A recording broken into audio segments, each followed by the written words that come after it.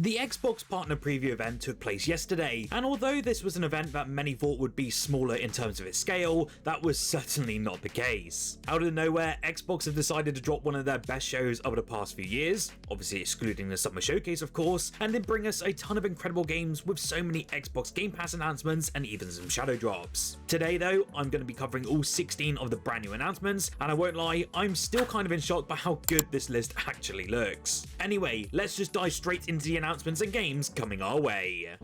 Today's Xbox Partner Preview Showcase though began with a first look at ARMATUS, a third-person roguelike shooter that's set in the demon-infested ruins of Paris. It comes to Xbox sometime in 2026, and it will also be available on Xbox Game Pass from day one. An exhaustive blog over on Xbox Wire basically mentions how ARMATUS is perfect for anyone who's a fan of frantic shooters, relentless action, brutal combat, and meaningful buildcraft. And it certainly makes a very good first impression, especially with its visuals as well. It kind of reminds me of a cross between Returnal and Remnant 2, and if that's the case, then sign me up as soon as possible. I think if they really nail that combat edge when it comes to its release, then we could easily see an awesome indie gem on our hands next year. However, I do feel a little bit on edge about this one, as it is actually coming from the developers of Godfall. The next game kind of stole the spotlight for me during the entire show, and it's a co-op survival horror game that looks insanely promising. The Mound, Omen of Cthulu seems to be a very big mix of something like Vermintide or Left 4 Dead, but within a pirate setting, and to me that just screams play me right now. Upon doing a little bit more digging, because I'm so interested in this one, it essentially has you and up to 3 other players delving into the jungle as you attempt to escape from monstrous creatures and the unexplained phenomena in the search of unimaginable riches. Visually, it looks utterly fantastic, and I won't lie, I absolutely love the era of muskets and cutlasses, so that immediately drew me in with this trailer. There's no date currently for the Mound Omen of Cthulhu, but we do know it's definitely coming to the Xbox Series X and S consoles sometime next year. It is also included within Xbox Play Anywhere, so you will be able to play this one across your consoles, cloud and PC with a singular purchase. I've been waiting a long time for the indie adventure RPG Dave the Diver to finally make its debut on our Xbox consoles, and not only was it announced as part of this show, it was actually also a surprise drop as well. If you somehow haven't played Dave the Diver before, it's almost impossible to do the game justice with a very brief summary. The core loop essentially has you diving for fish during the day, which you obediently bring to your chef at the sushi joint you moonlight at for preparation.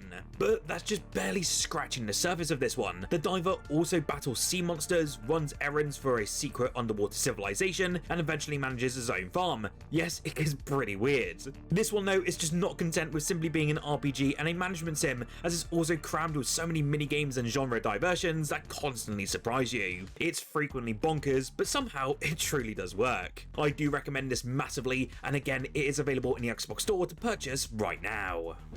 A surprising one that appeared as it was originally a Kickstarter campaign was revealed, and that came in the form of Crowsworn, which is a Hollow Knight-like platformer that's heading to Xbox Game Pass at some point next year. The game is specifically described as an action-packed platformer in which you can use a wide array of stylish combat maneuvers to destroy monsters within a large interconnected world. You can probably tell exactly which games inspired Mongoose Rodeo with this one, but the Kickstarter project says its blend of ideas results in something truly unique. More than 19,000 people actually backed this one during its initial campaign back in 2021, with its final tally bringing in over $1 million. I was actually pretty shocked to learn it also hit its target within 3 hours. Like, how is that even possible? Now upon learning this, I know there are a ton of fans waiting for this one, and again, it does arrive onto Xbox Game Pass sometime within 2026.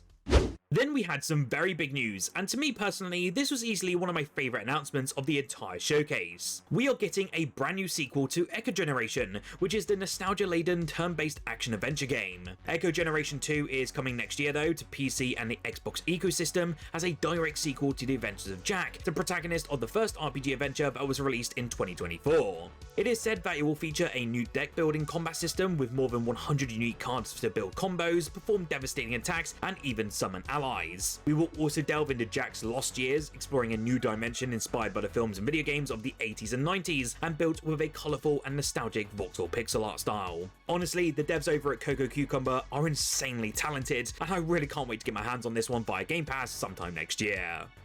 Poncle, the developer behind Vampire Survivors, is making a roguelike deck builder spin-off called Vampire Crawlers. Honestly, this was the last thing I ever expected from this developer, but the first-person game will keep the same chaotic feel of its predecessor, but instead trades that bullet hell mechanic for cards instead.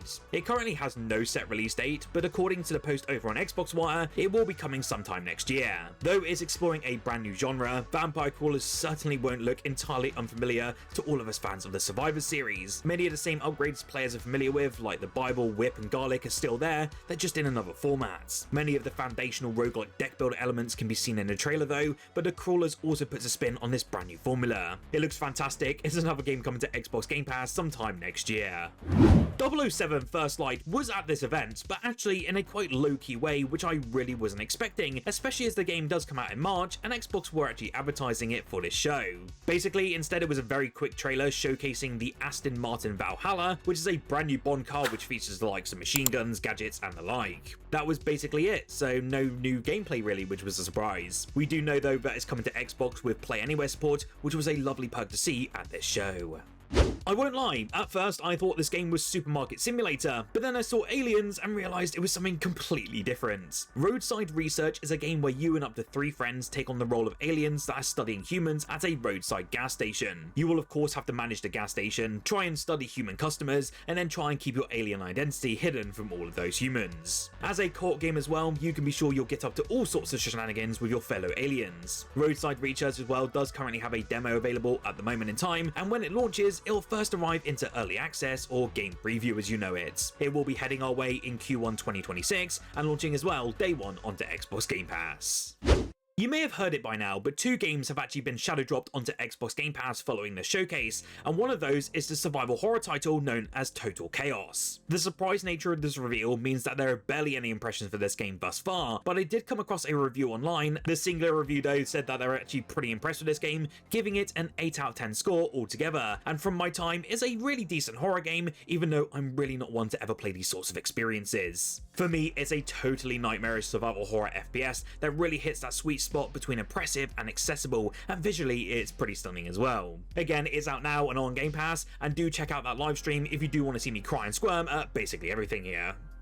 REANIMAL has to be one of my top games of 2026, as I bloody love Tarsier Studios. However, the key detail from the show has actually now been revealed, and this new Little Nightmares inspired horror title will release on the 13th of February next year. As mentioned, this title does come from Tarsier Studios, which made the first 2 Little Nightmares games before leaving the franchise behind for their REANIMAL. To give you an idea, this is essentially a horror adventure game where a brother and sister will go through hell to rescue their missing friends and then escape the island that they used to call home. It looks bloody incredible, and even the trailer gave me incredible chills with the glimpses that we saw of the horrid creatures that we can expect. A demo is also live on Xbox if you do want to try it out right now, and I just can't wait for that full release sometime next year. Now, if a time-shifting open-world roguelike that is set in a post-apocalyptic Wild West where every death costs a decade and a race against time sounds good to you, then pay attention to this indie for next year. Erosion is a brand new IP, and it is being built entirely in voxels, and what that means is that you can blow practically everything up, which is always quite fun and enjoyable.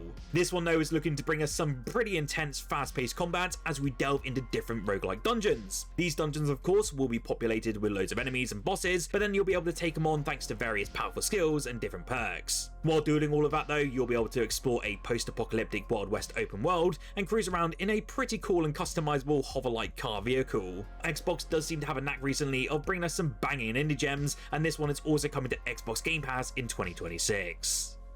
Zoopunk was also newly announced, and I'm a little blown away by what I saw with this one. This one is actually made by the devs of Fist, and is essentially a prequel to that universe. In that case, it is set decades before the events of that excellent Metroidvania, and Rabbit returns in an action RPG that looks just as good as it promises to be. In what appears to be an attempt to break away from the standard Metroidvania style of the previous game, Zoopunk will chronicle the turbulent origins of Torch City. Combat still looks to remain at the heart of Zoopunk though, with gameplay that's designed around unique distinct fighting styles inspired by animal traits. Each playable character will also offer a very unique approach to each battle, enabling all of us players to basically craft our own signature combat system. It looks bloody fantastic and visually incredible as well, and I may have to play Fist before this one comes out, potentially next year.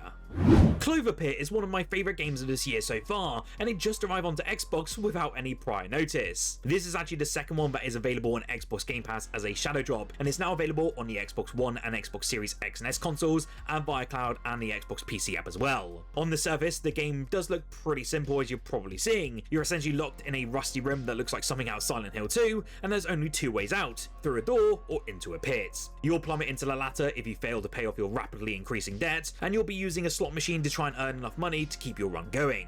CloverPit is an absolute blast though, and figuring out every single great combination of items as swapping others in as needed is what really makes the game stand out amongst the crowd. There's nothing really quite like it from what I played, and I would even say the closest comparison has to be Balatro. I'm sorry, I'm just going to say it now, and it's safe to say the entire game of the show for me just has to be tied to Annihilation, and I've always had such a great feeling about this one since its initial reveal earlier this year. This one though is coming from a brand new Chinese studio called Eclipse Glow Games, and it looks to fuse modern day London with Arthurian legend with big splashy sort of Bayonetta-esque combat. We essentially take on the role of Gwendolyn, who's actually voiced by Jennifer English by the way, in search of the Holy Grail, and we will be able to command spectral forms of the Knights of the Round Table as well. In this brand new trailer we actually got our first real bit of gameplay of an incredible boss fight, and my jaw honestly hit the floor with how great this not only looks, but how good the combat works in real time. I genuinely feel this could be another game like Clair Obscur, and I highly recommend keeping your eye on this one in future events, reveals, and its eventual release.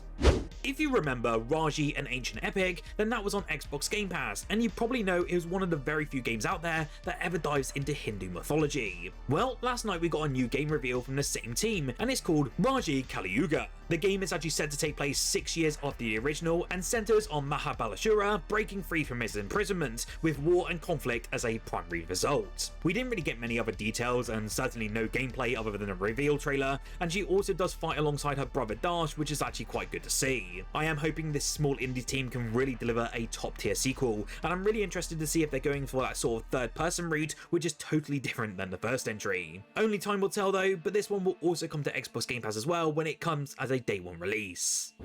Are you someone that's been waiting over a year for Silent Hill 2 to come to Xbox? Well, you don't have to wait any longer. Konami and Blooper Team are releasing the game on the Xbox Store, complete with an immediate 50% discount. Despite bizarrely not appearing at the Xbox Partner Preview event, the Silent Hill 2 remake quietly started appearing for Xbox a few hours ago in certain regions, and now is extended to even more countries, mostly at midnight local time. It just so happens to also be Xbox Play Anywhere compatible as well, meaning you get a free PC version if you buy it on both your Xbox Series X and S. I will be reviewing this port with an overall review and performance analysis as soon as I get out my review of Black Ops 7, so make sure to subscribe down below and do check back for that one very soon. As a random drop towards the end of this showcase, Xbox finally announced it will start rolling out its new Xbox full screen experience to Windows-based handhelds as of today. The full screen mode for the Xbox app originally shipped on the Xbox Ally devices last month, and it really does provide an awesome sort of console-like experience if you've had the chance to try it. Currently, I can see that this is for insiders on PC at the moment in time, and it will be rolling out to all Windows handheld devices as of today for basically everyone. I would be keen to see how this works and if it actually provides a performance boost across the board, especially on just PCs, so stay tuned to hear some thoughts and updates in the near future. How would you rate the Xbox Partner Preview this November? You will have to let me know his score out of 10 below, and also tell me what game you're actually looking forward to after the entire list today. Whilst here though, make sure to smash that like button if you enjoyed, and subscribe for more Xbox content on a daily basis, including videos, live streams, and so much more. Whilst here though, and if you want to check out some more awesome Xbox content, I made a massive video covering the Xbox Black Friday sales at the moment, and there's a lot of games you definitely need to keep your eye on.